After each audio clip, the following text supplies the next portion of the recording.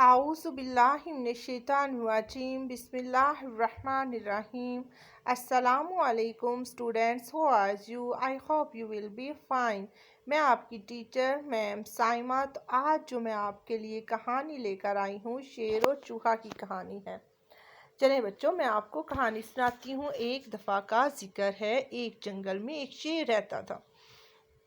एक दिन वो शेर सो रहा था कि अचानक एक चूहा वहां आ गया और शेर के बालों में घुसकर खेलने लगा।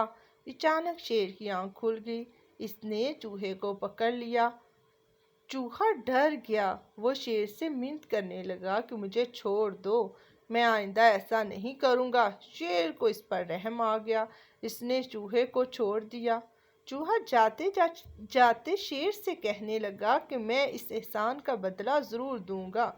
शेर हंस पड़ा। एक दिन कुछ शिकारी जंगल में आ गए। उन्होंने जाल डालकर शेर को पकड़ लिया। वहां अचानक वही चूहा भी आ गया। इसने अपने दांतों से जाल को काट दिया। इस तरह शेर आज़ाद हो गया।